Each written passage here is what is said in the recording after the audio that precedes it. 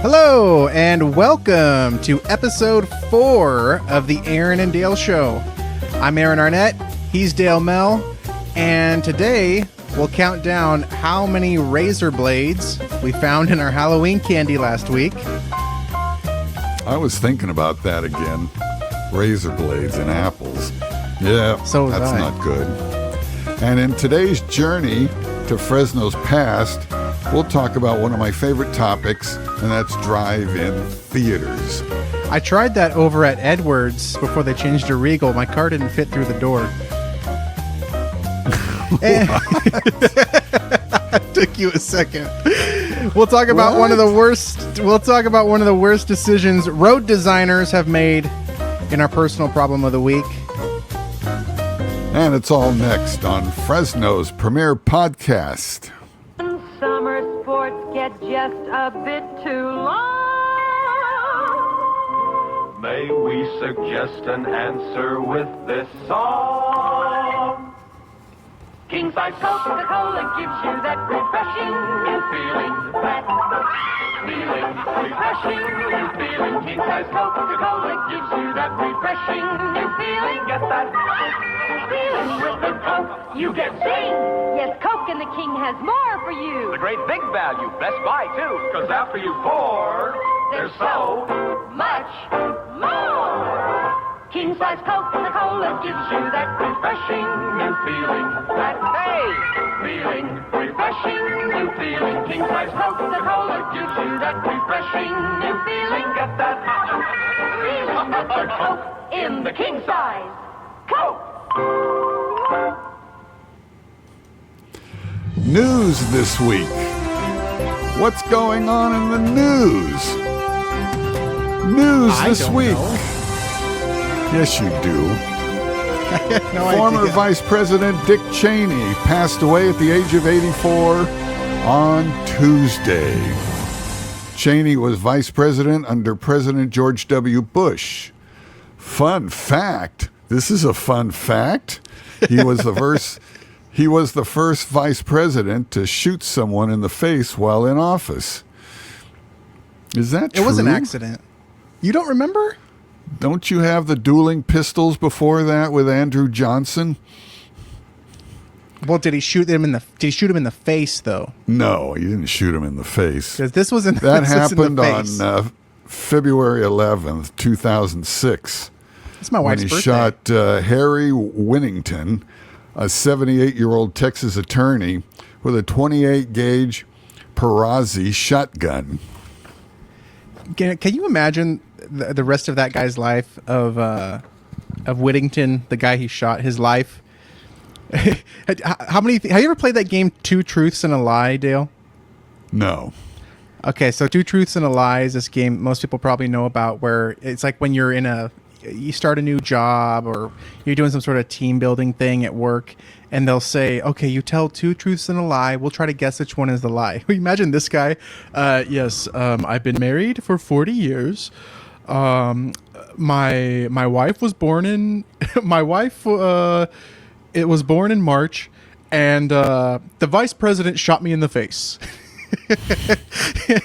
Who's guessing that? Well, Vice President Dick Cheney wanted to start a war, so they started a war. Well, he was successful. He got 2 in, actually. Iraq and Afghanistan. Iraq, yeah. Got to make money. So you Yeah. start He also- wars. And wasn't he on the board or something, or started Halliburton? He had something to do with Halliburton, Yeah, the he oil was on company. the Halliburton board to make money through wars. You need your country fixed. We can fix it for a price. Let us go to war Says for Vice you President today. Dick Cheney. All right, you got the next story. Yes, Dale Mel, Got Milk. It is the 30th anniversary of the popular Got Milk campaign, and a Fresno rancher is being featured in the new ads celebrating the anniversary. This was according to ABC 30, which is a TV station. TV is a medium that big rectangle in your living room. That's what that is. Rizpa Bellard, I guess is her name. Says she got a random email asking her to be in the new ads, and she actually thought it was a scam. But she replied to the emails, And now this rancher from Nova Farming in West Fresno found out it was legit. And if you're in the Bay Area, you can see her ads. The ads are not showing in the Fresno area, but pretty cool. Got Milk. I remember all the Got Milk campaigns. And not only, they had them on TV, but they also had them in magazines. Do you remember the magazine articles where it'd be like the famous NFL player or whatever with milk, with like the milk mustache going on, that kind of stuff? Those ads were utterly ridiculous. Should we move on? Okay. But actually, before we do you remember the commercial? It may have been a Got Milk commercial, but it was like a kid, 2 or 3 kids in the living room eating a bowl of cereal or eating breakfast, something like that. And the mom is like, "You need to drink your milk." And they're like, "No, man, no, Mom. Mr. Jenkins, look how old he is. He never drinks milk." And it shows the guy outside about to pick up a wheelbarrow. And he's like, "Hey, kids," waving to him. And he goes to pick up the wheelbarrow and his arms just fall off. Yes, I remember. Didn't have his milk. Yeah, and they're horrified and they start just guzzling gallons of milk because they don't want to be like him. I always thought that was great. You wouldn't see that. I think you'd see somebody's arms falling off in a milk commercial today. Well, hopefully you'll remember. Oh, hopefully you remembered to set back your clocks. Last weekend, daylight savings time ended, and parents of young children everywhere haven't gotten the same sleep since. Nope. It started in 1918 in the United States. Germany started it 2 years earlier, just before losing the first of 2 world wars. You're always bringing up wars. Well, people want to look. They're always looking for, why did this war start? What did they get into it? And you know, if you go to your history classes, they'll tell you, "Oh, it was the Archduke of Ferdinand," or whatever. Hey, you never know. They tried doing daylight savings times, and what happened? What happened, Dale? They lost 2 world wars back to back. Yes. I'm Aaron Arnett. And I'm not. War. Huh. Good gads, y'all. What is it good for? Absolutely nothing. Aaron, say it again. War! Well, if you want a Starbucks coffee at the Fresno airport, sucks to be you. That's what the city of Fresno is basically saying. Because as of November 2nd, there is no more Starbucks at the Fresno Yosemite Airport, which I do not like when people in the media call it FYI, because that's not the official name as far as the airport code. It's FAT, people. We are Fat Fresno. We should be proud to be fat. No way. I see the big Starbucks at the airport when I head over to Vegas. It's gone, baby. It's gone. Shoot. As of the 2nd, and now it's going to be a Einstein Bros Bagels. I used to have muffins and bagels at Starbucks. That's the natural thing to have. And I get hot chocolate, and they always sprinkle coffee in it. I didn't want the coffee. I wanted the hot chocolate. But they put a little coffee in it, and I don't like coffee.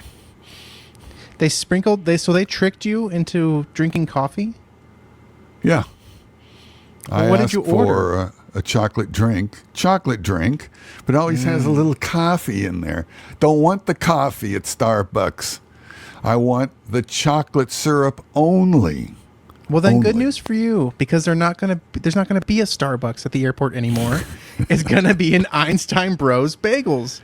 So you can still get your bagels, you can still get your chocolate drink, as you call it. And that's probably the problem. You should have asked for a hot chocolate. Well, I like Einsteins, so if they have Einsteins there, I'll look forward to that. Isn't it a weird situation with that stand out in front of security, though? Because, at least for me, I feel like the airport culture around the Fresno airport is that it's a smaller airport, so you're not showing up 5 hours in advance like you would going to LAX or whatever. Correct. You're showing up just a few hours, so you're not going to have time to go out and buy a drink or whatever before security. If anything, you go through security, maybe you have 45 minutes or so till you get on your plane, so maybe you'll buy something after. I've never really understood the point of having that that stand out there in front of security? Well, if you get there early enough, the stand's there and you're early, so you get some Starbucks. Get some Einstein Bros now, and I guess look at those fake trees and go, oh, wow. It's those fake trees that crack me up. The Fresno airport with fake sequoia trees. That's just dandy, Aaron. Can you imagine if you flew into like JFK at New York and you get just like the feet of the Statue of Liberty as you walk out? It goes through Wow. the roof. Yeah. And then, Look at those feet. Yeah, those are huge. Too bad we won't have time to go see the actual thing, but wow. Well, so Dale, you I said have you a had... story. Yeah. Yeah, I've got a story. There was an article on my phone about Trump earlier this year eliminating the penny. Uh-huh. So they said, you're going to get odd change because the penny won't be available anymore at McDonald's. So what do I do with the wife?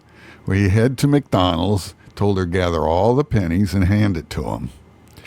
Because if there's no more pennies by the end of the year, which is 2 months away, we should help McDonald's with pennies to give correct change.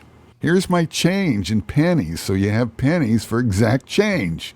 Mm-hmm. I didn't read the article. Apparently you didn't. They didn't put out a memo. Here's another one. 350 jobs lost. Now that's a lot of jobs lost. 350 jobs lost. But not for a company like Amazon. It's 350,000 jobs gone for Thanksgiving and Christmas. 350,000 employees let go from Amazon. Also, Paramount Pictures, 1,000 jobs gone. Things are running slowly. But you would think Christmas is coming up, you need fast delivery from Amazon. You'd employ 350,000 employees. No, let's let them go. Sack them. I think Amazon's just as popular as it's ever been. Maybe it's the tariffs. I don't know. But while you're talking about Paramount Pictures, I don't know if we've talked about this yet. You said they were laying people off too. Have you seen the commercials for the movie with The Rock, The Smashing Machine, it's called? Yes, I know about it. Yes. Okay, so I don't know if we've talked about it, but so I follow him on Facebook, and for months and months and months, he's been letting out little clips and teasers and all that, and saying that this is the best, biggest movie he's ever done. He's finally stepping out of his Disney roles he usually does and all that, making a huge deal out of it. And then it flops at the box office, even though he got a 20-minute standing ovation at some film festival, the big Cannes or Sundance or whatever, one of those. So huge critical reviews, but then nobody wants to spend $1 to go see it. You think it's the movie or it's the movie. Okay. It's called The Rock Burnout. He made that skyscraper movie. I didn't like it. I thought it was way overbaked. No interesting dialogue. No interesting nothing. And then skyscraper. So he's trying to save his wife on the ground or something in a helicopter. And what was that all about? Boring. But I mean, do you think that how does the movie industry survive? The last time I went to a theater, the movie had just came out. I don't remember what it was. And there was like 5 people in the theater. No, I think the indoor theater experience is dead. I don't think people want to pay the money anymore. No one has really any money in their pocket during this season. And it's going to be Thanksgiving and it's going to be Christmas. Unless you're Jewish. George Whipple, you old sidewinder. Tex, can you help me stop those ladies from squeezing Charmin bathroom tissue? Reckon I can. Now, you women folk, stop squeezing that Charmin. But Charmin's so soft, irresistible, has deep down squeezable softness. It smells good, too. Please don't squeeze the Charmin. Be out of town by sundown. Mr. Whipple.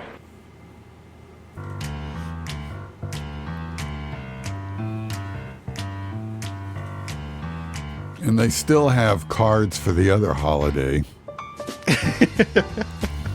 For what, Hanukkah? No, not. There are cards for Hanukkah, but it's. Are you talking about Kwanzaa? Yeah. Well, that's what I was thinking. Kwanzaa. They have cards for Kwanzaa, and I asked the person who puts out cards toward the end of the year, "You have cards for Kwanzaa?" Yeah. As a matter of fact, back in '71, they were trying to make someone for the black community stand out for the kids to relate to rather than the white Santa Claus. And that was called Soul Man, I believe. And There's no way. Soul Man. He drove around in a red Vet, and he wore flared pants, white, and a black shirt, and he was strutting his stuff. But Soul Man was out there for a couple of seasons, kind of like Kwanzaa was. I'm going to have to look that up. There's no way that they called him Soul Man. I believe it was Soul Man. Well, that's going to be my personal problem later, is figuring out if Soul Man was a real thing. But we're going to talk about our personal problems now in this segment of the show. This is where Dale and I bring up things that have been bothering us recently, or just sometimes it's pet peeves. Sometimes I feel like they're just out of the blue, but they're fun, and that's what matters. And I always let Dale go first, so I'm taking the first one this week. And this problem for me specifically, this comes again down to, and all these are supposed to be, like I said, from the Fresno stuff, or sometimes they're not. Mine this week is having to do with Fresno. Something that I don't understand. You look at the street alluvial going east to west, all the way from the River Park area all the way into Clovis even. That thing, the whole way, used to be 2 lanes going each way. So 4 lanes of traffic, 2 and 2 each way. Then one day, like they've done in many other streets around the city, they say, "Hey, sorry, this road's going to be closed. We're going to be resurfacing it." Okay, sure, no problem. Can't wait for the new smooth road to open. And then the new road opens, but there's not 4 lanes anymore. There's only 2 lanes, 1 lane going each direction, and then bike lanes, and then just a big old empty space for people to park. Sometimes there would be a reason for people to park there, but sometimes it's just in the middle of nothingness, or just, sidewalks, and with no school or house or anything for them to park, just this empty space. They have that in the Tower District now, where you have the road, the parking, and then you can ride your bike. So you're staying away from vehicles that are near you who could bump you off the road. Yeah, I see that. It doesn't look well planned to me. So that's a personal problem. It is, because what was wrong with having the 2 lanes? There was still room to ride your bike. There was still a bike lane. But now you're taking away 2 lanes of traffic, all just so that we can go, "Oh, the city of Fresno, we're looking to help people on bikes." Now, we are flat, but 6 months out of the year, you will have a heat stroke if you try riding your bike across town. But we still want to accommodate for the 50 people who ride their bikes in this town of 500,000. I don't get it. Yeah, it's a green thing. And I don't get green. Yeah. Green. Well, and I have to say, I do like when they actually paint the bike part green on the road. It's kind of nice. I like it. At night, it's reflective. But how many people are really riding their bikes? I've never seen anybody in these things. What I usually do see is people riding their bike on the sidewalk 10 feet to the right of where the bike lane is. Aaron, you don't remember, but I do. It's Okay. my memory that keeps this podcast sort of going. Yes. In 1979 and 80, this city was full of bikes, and they didn't know how to solve the problem of bikes and driving on the edge of the road with your bike. So Fresno, in their infinite wisdom, decided to put bikes on the road, paint them gold, and take old frames and paint them gold so one person can ride the bike to a location and another person could ride the bike to a location. This wasn't only downtown. This went out all the way to Cedar and Clovis. You would see bikes hanging around there. So what did eventually happen? Well, the bikes got stolen. And Naturally. guess what? You paint the wheels black again. You can paint the bike black, and there were no more bikes on the road. That lasted for about 4 months. See? But I remember junk like that. That's what's up here. Files of stuff about Fresno. How many What? of those bikes do you think they put out there? Like 1,000 bikes? Couple hundred? I would think at least 200 to 300, yes. I don't get... Listen, I have no problem with public transportation. If you can't afford a car and you need to ride the bus, ride the bus. We should have the bus for that. I don't care. That's fine. What I don't get is online, I see in these forums people talking about Fresno, and they say, we need to put a new bus line or a what do you call that? A light rail in Fresno that goes from this location to this. And I'm like, look, that's never going to happen. Who's going to ride that? Who wants to ride a light rail from the airport to like Herman? No one. No one. Nobody's No going to one. ride that. And they say, oh, yeah, we should make one that goes from downtown to, downtown to the River Park area. Well, who's going to ride that? No one. Nobody from North Fresno is going to get on that train and ride it downtown. And nobody from downtown is going to ride it the other way. Because if they we were... need to talk to somebody of this One Fresno. One Fresno is the one where they get grants to fix our roads, and they've been fixing our roads, at least along Shaw. this One Fresno thing. Oh, yeah, One Fresno. I mean, that's how we get these things like these bike lanes. And it's like there's nobody... If this was Portland... and people were riding their bikes all over the place, I'd say, oh, yeah, put that in. If we were Santa Cruz or, the non-hilly parts of San Francisco, sure. But I don't get why we're putting these... Fresno is a car town. You cannot get across Fresno in less than 2 hours without a car. So what are we doing putting these bike lanes in, making it harder to drive? It's just dumb. That's my personal problem. And now... to Dale with your personal problem. Oh, my personal problem. It's an item in 2025 now. It's all over my phone this year. It's about the foliage killer, poisoning of foliage like in Vietnam with Agent Orange. It's called Paraquat. Paraquat has another poisoning agent also that kills foliage. Well, here's the story in Fresno. In 1987, our illustrious federal government decided to spray acres and acres of this paraquat all over acreage in Mexico. They poisoned it. So what did the Mexican people do at the time? This was about July, August of 1987, they decide to harvest it. And in the harvesting process, it got shipped to the San Joaquin Valley and Central Fresno. Poisoned marijuana. And what do people do with poisoned marijuana? Well, it looks like marijuana. Smells like marijuana. Let's smoke it.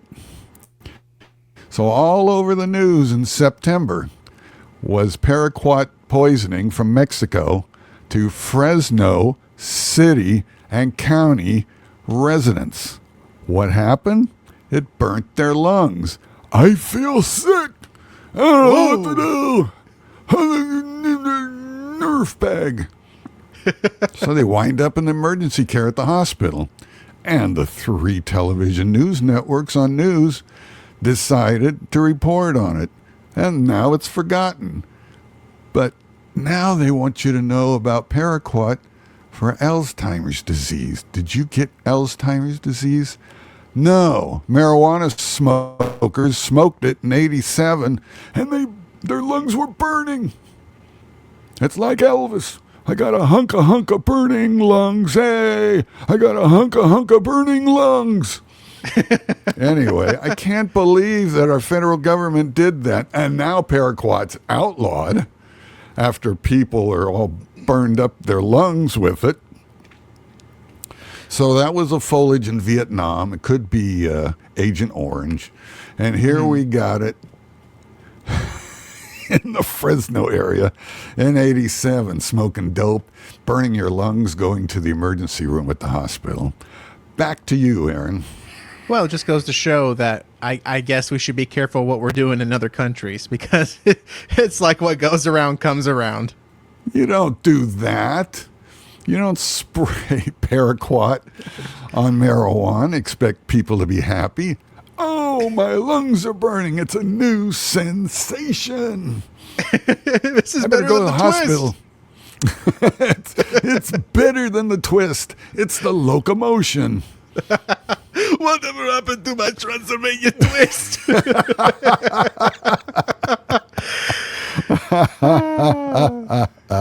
You know what? I since we're in the personal problem, I was thinking about this earlier today, because whenever I'm with you, I start to think about Roy Applecore. I don't know if you remember this. It's not Roy. It's Raymond K. Applecore III. Whoa. Paraquat in my marijuana? Are you kidding me? We got to go on to other stories. I have other stories. Let's go to the phones first. No, I don't want to go to the phones first. I want to talk about this story, Paraquat. When you first mentioned Paraquat, I had to look it up because I thought it was a vegetable, like a kumquat or some sort of gourd. I was like, man, he keeps wanting to talk Aaron, about I this don't gourd. serve vegetable meals too often, and they're not sprayed, so eat your Paraquat. Anyway, I was thinking about this story about Ray Applecore III. I can't remember. I don't. Well, anyway, I do. He was on his. He was live on his show, and he probably had a glass of water. And just to bring you guys some inside baseball, at that time, we had white styrofoam cups in the break room at the studios at KMJ, and he probably had one styrofoam cup that was ice water, and another styrofoam cup that was coffee that he had just poured. And on the air, he's probably not looking, just sees the cup in the corner of his eye, sort of a situation. All of a sudden, you just hear him go, "Oh my gosh!" Because he had grabbed the coffee that he just poured during the last break and had gulped it down like it was the ice water. Do you remember that? This here? No, I don't remember that. I just can't imagine. I mean, you're live on the radio and you just totally downed this like 200-degree beverage. I do remember of the Fresno State basketball coach who decided that she was going to sue Fresno State and have a lot of money in her pocket. So what does she stupidly do after she wins and she's let go from Fresno State, sued, got a lot of money? So she goes to a dealership that sells Range Rovers. Mm-hmm. And within that mix, she never got the Range Rover from this place. They just took her money, folded, and ran. So having all that money, she made the poor decision of buying a Range Rover down the street from iHeartRadio. So, well, folks, that's why they shouldn't have Range Rover dealerships in downtown Fresno. A picnic without potato chips? What do you think these are? Potato chips in this? No kidding! Wow! Potato chips in that. Pringles newfangled potato chips. Every single Pringles potato chip is a perfect potato chip. They're not broken, taste a lot fresher too. The canister keeps them that way for you. Pringles newfangled potato chips. Simply amazing. As many chips as in a big bag. Fresh, unbroken, stacked in a crush-proof, stale-proof canister. Made a new way. Delicious, crunchy, fresh, and they stay fresh. Every single Pringles potato chip is the perfect potato chip. They're not broken, taste a lot fresher too. The canister keeps them that way for you. Pringles newfangled potato chips.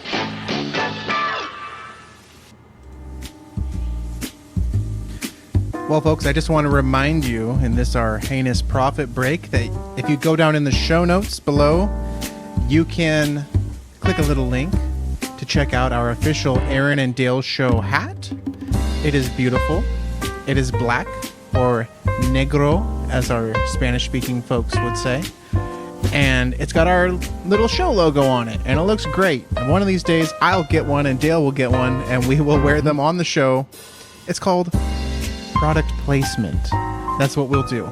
And you can also click a link to go to our Sticker Mule deal as well, where you can save $10 on your first Sticker Mule order. And also, let me remind you to send us an email at aaronanddaleshow@gmail.com if you would like our voice services.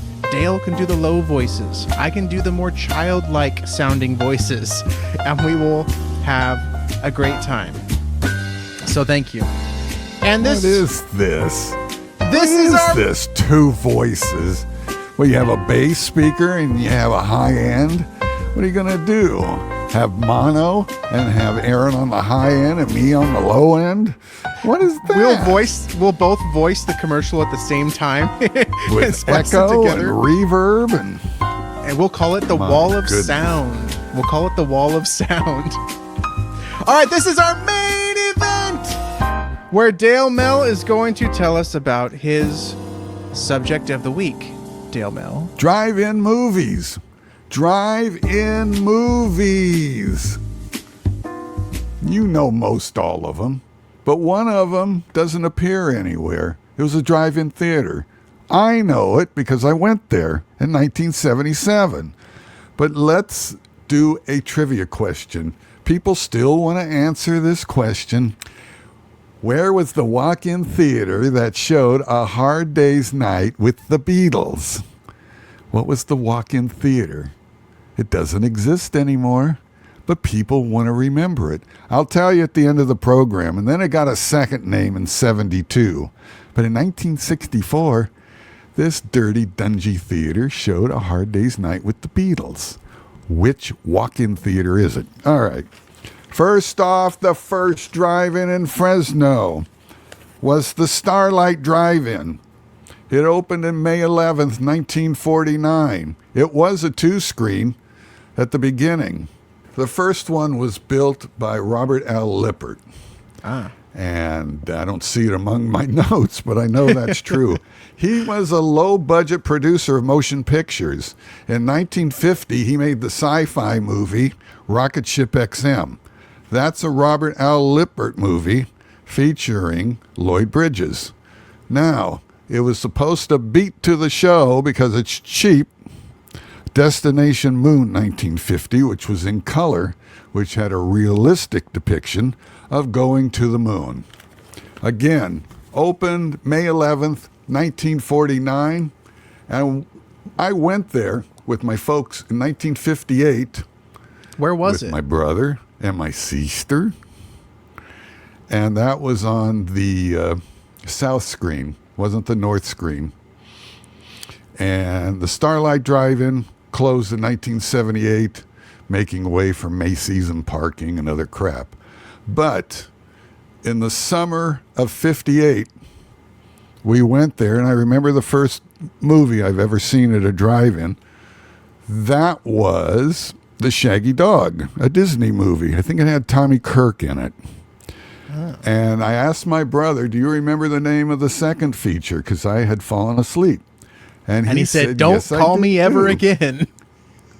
It was called The Sad Horse. Now, I don't know of a movie called The Sad Horse, but you had the Shaggy Dog from Disney and then The Sad Horse. You tell me what The Sad Horse is all about. Hey, where was that theater, Dale? Oh, I'm forgetting something. Yes, that was at Fresno near Shaw. Oh, now so remember, where the fashion Fresno and Shaw was way out there. All that was out there, Aaron, was dirt.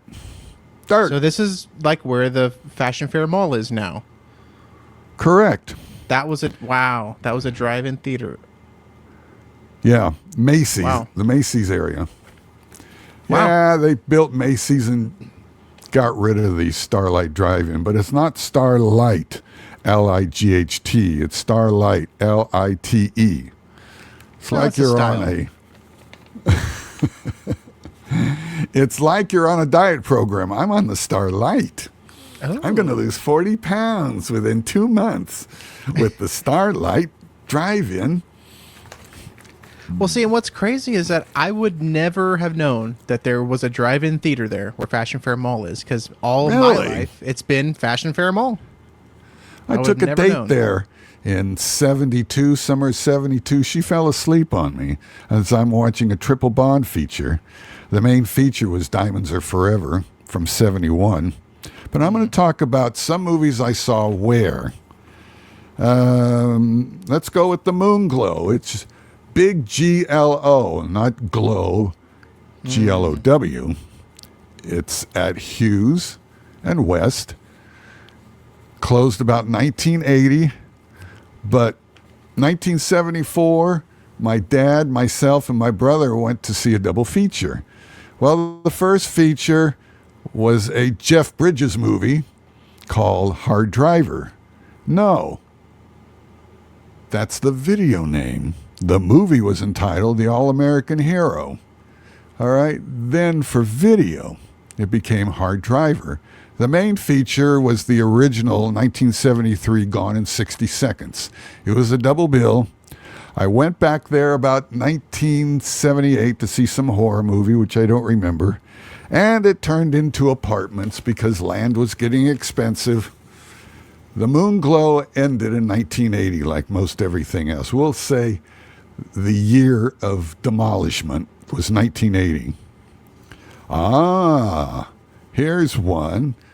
Deep in the west side, you had the Sunset Drive-In, 842 South Hughes Avenue. And that was a single screen, I remember, but it was a low price. You can get in for $1.50 per person, and I bet you, Aaron, a lot of babies were created there. I'll bet you if they took a poll, where was your child conceived? Oh, at the Sunset Drive-In. That opened in 1949 also, Sunset Drive-In. It was at 842 South Hughes, so that was way off the beaten path. All right, what's another one? The Before you Motor move on, oh, sorry. I was going to say before you move on, I think that the drive-in in San Luis Obispo is called Sunset. I wonder if they're Popular name. if they were okay, Popular name. not necessarily the same. They ran company out of or anything. names. It's like we had the Motor Inn. What's the Motor Inn? It's in the It's car. just a popular name. It's still in the front part of the car. Yeah. All right. The Motor Inn was off of Central. I think it was off Chestnut myself. 4125 South Highway 99 in Fresno, the Motor Inn. It was in Timbuktu. So it was just there. I never went there. Never saw a movie there. Do you know what year that one closed? Oh, it turned to rot about 1980 like everything else. Okay. Now, there was the Sunset Drive-In. world's biggest screen at the time, opened in May of '65, and the hosts were Frankie Avalon and Deborah Wally. Now, they were there at the grand opening, and my brother was there because he was in the Roosevelt Band, and the Roosevelt Band played at the opening. So he said, I remember Deborah Wally. Well, of course, Art, you were there. Now, someone disagrees with me. I think the first movie was Shenandoah, and they say it was Cheyenne Autumn with Richard Woodmark. And I go, that disagrees with what I think. And the double feature was not How the West Was Won. It was a different one. And I said, don't disagree with me. Whatever I think, that's possibility the right answer, even though they might have the right answer. And where was that one that your brother opened? That was at Olive and Clovis, which was weird. Okay. That was weird because across the street was like an area to produce products, and so they had bright lights on, and you kind of partially shut it out with the screen. And it became eventually a 2-screen drive-in movie theater. So that's with Sunnyside. So we didn't have that many. I mentioned the Moonglow. I mentioned the Sunset. I mentioned the Motor Inn. I mentioned the Starlight Drive-In. Now, there was one other that was important. I got the name. And that was out near Herndon. And it says here 7150 North Abbey in Pinedale. They now have a big unit out there of Costco. Big shopping area. I remember that one. I actually was able to go to that one. I'm not sure when it closed, but I went to that one a few times as a kid. Late 90s. Interesting. Yeah. You were a baby or a youngster or something. Yeah. That closed about 2002. That makes sense. I would have been like 7, 8, 9, around there. Mm-hmm. So what did I see there? Oh, yeah.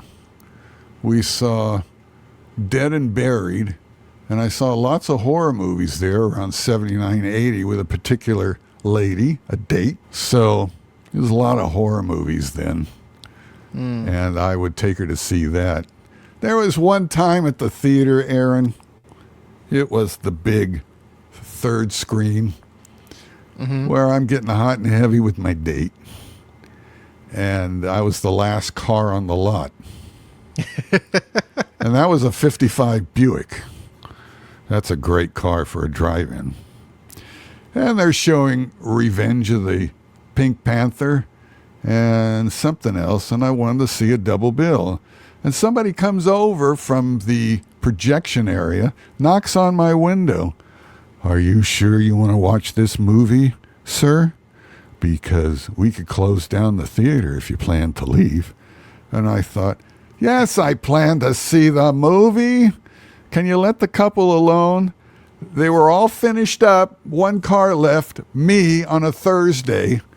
And what the hell you doing bothering me? So I told my dad, let's leave. You can get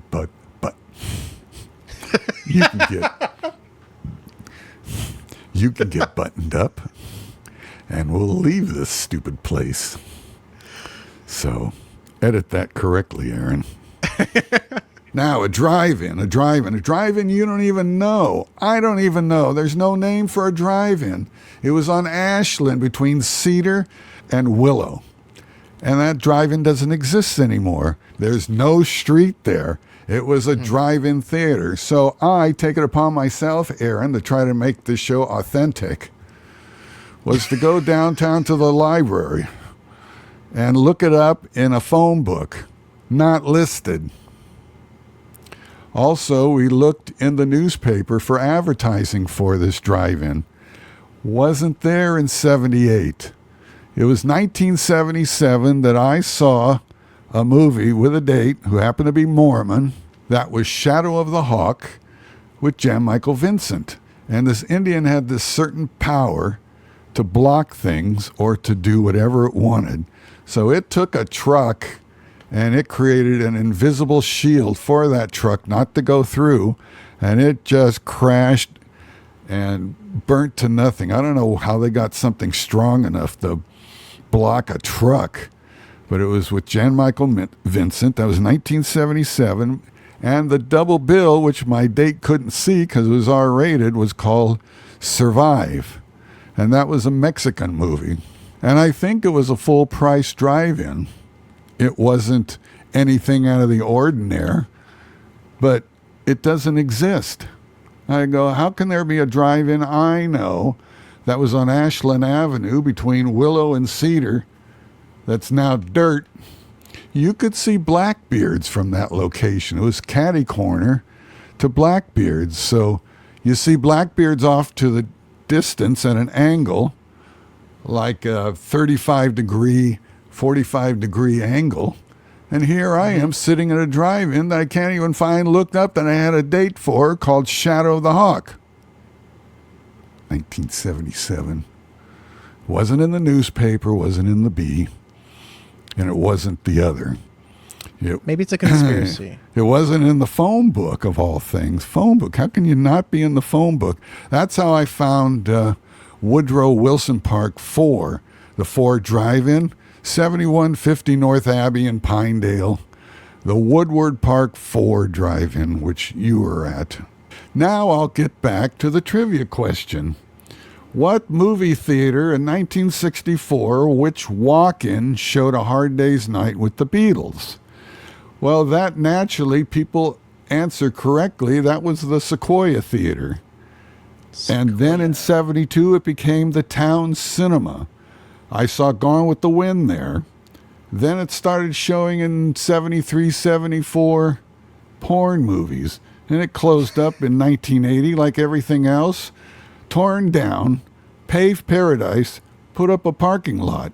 So there is no Sequoia Theater. Paved paradise, put up a parking lot. Now, where is that parking lot? Where's the parking lot? Yeah, where's the parking lot? Is that Tuolumne and near Fulton is on Van Ness. Tuolumne and Van Ness at the very end of the mall. And that was a drive-in down there. No, that was the walk-in. That was the walk-in theater. Sorry. But people always want to answer the trivia question. Which movie house showed A Hard Day's Night by the Beatles? Well, you're right. It's the Sequoia. Then in 72, it got spruced up, called the Town Cinema, and I saw Gone with the Wind there, and I didn't like it at all. I thought it was overly dramatic. I didn't get it. I didn't enjoy it. It was nothing. As a kid, I probably went to drive-in theaters maybe 5 or 6 times, and I just felt like I could never see the movie very well. You weren't really going to watch the movies. You were older than I was when I was going to the drive-in theaters. But I just felt like I couldn't see it well. By the time I was a kid, the speaker that you would put on your window, they didn't work very well. Some of them had the thing where they had their FM transmitter, but your car battery goes dead after a couple hours. So I don't know. It just, for me, it was never a super great experience. No. I love the novelty of it. But it was good to provide your girlfriend hickeys by, and you can smooch all you want. And there's no one to tell you no. And some of them hid, creating babies. Oh, I remember something. The Sunset Drive-In, 1978, 1979, had a date. Yes, I did, at the Sunset. We watched the lowriders go by. All the cars were low at that time. And the movie on, I can't remember the second bill, but the first one was Meteor. So they got Sean Connery, American International Pictures, did a low-budget movie. That's it with the drive-ins. You're going to go to commercial? This big, sprawling America is a nation of coffee lovers. Sipping coffee, gulping coffee, drinking it by the gallon. Well, America, we've got a new coffee you're going to like. It's named Brim, and it it's strong. Strong because we drench our brim coffee beans in a rich coffee extract for 6 hours before roasting. But coffee this strong tastes just as good without caffeine. So we made our new coffee 97% caffeine-free. General Foods wants this big, sprawling, worried nation of coffee lovers to relax. America, you've got the first strong coffee without caffeine. Brim decaffeinated coffee, freeze-dried and ground. Now, folks, this is me coming back cold. This is what we call a cold open. There's no music underneath me. This is the section where we normally do listener feedback, but we don't have any this week. So I just have one thing of feedback to say. And if I were you, I would send it to aaronanddaleshow@gmail.com. That's aaronanddaleshow@gmail.com. My feedback is, last week or the week before, I was talking to you, Dale, about Taylor Swift releasing cassette tapes, and I couldn't think of the word that I was trying to think of. I kept saying nostalgic or nostalgia, but then I was listening to our episode from last week, and I realized that the word that I was thinking of on the previous episode was novelty. I was looking for the word novelty. And so that is my piece. All right, you can think about that all you want. Novelty. Sounds like school. Those of you who are Taylor Swift fans, we're going to talk about the cassette. You know what we say about the cassette? It's a nice novelty. But what does it do, Aaron? It goes tss. Even if you put Dolby B on, it makes the music muddy, and you still hear tss. Why, Aaron? Why? Because it's so magnetic-y, I guess. Is that the magnets hissing? No, because the tape was too cheap that they use. If they started out with metal tape back around 78, 79, it's crystal clear and it has no hiss. So you can use Dolby B, and if that reduces hiss a little more, it'd be perfect. But no, they got cheap and used cheap analog tape at 1 7/8. There's no fidelity there. I said, no. And it bends, and it kind of bunches up, and it wrinkles. You have no problem. I do have something to replace the cassette, though, Aaron, if you're interested. And we'll talk about it right now. There it is. There's one album I have by The Leaves. It's a good album. The original 45 version of Hey Joe. Where are you going with that gun in the hand?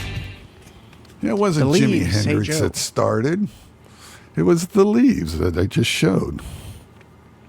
And How'd the you come other about album this? is... Well, tell me more about the Leaves. I want to know more about the Leaves. Who are they? Where are they from? Why should you, the listener, care about the Leaves, Dale? Huh. Well, you don't have to tell me everything about them, but just tell me what you like about them. Oh, I like them because I found other Jangle Pop songs on the disc. And Jangle that Pop. was, he was a friend of mine. So they had really nice harmony throughout the entire album. They did the first true hit version of Hey Joe. Oh, I know that one. And Hey, Joe. Where are you Don't going with that make gun it- in your hand? What are you doing with that gun in your hand? What are you talking about? Hey Joe. What are you doing? Oh, wait. That's Hey Jude. wrong Oh, song. Hey Dude. In the movie, they tried to change it. Why don't you write the song as Hey Dude on the Yesterday movie? Hey Dude said, no, it's Hey Jude. It's about Julian. But Oh, that's right. great harmonies, nice group. And the other song is He Was a Friend of Mine. So I bought the album thinking it's fairly reasonable. And the other album, don't buy the new one. If you bought the new one, you just wasted your money. They really remixed it poorly. Go back to the 70s and get this one. Ah, he's holding up a red The Beatles 62 to 66 pre-owned think- record. I don't think... Wait, It says 1962, 1966. I know. I just don't have the time to look up whether it's a red label or not. Well, no, I meant so the album cover is red. Yes, that's the early hits. I have the one where it's blue. Yeah, I know. Everyone likes the later Beatles stuff. But don't get the new issue. It's remixed poorly. I don't recommend it. Toss it in the trash or trade it. Get the old original ones, the original mixes. They're better. It's good stereo. It's not mucked up. So back to you, Aaron.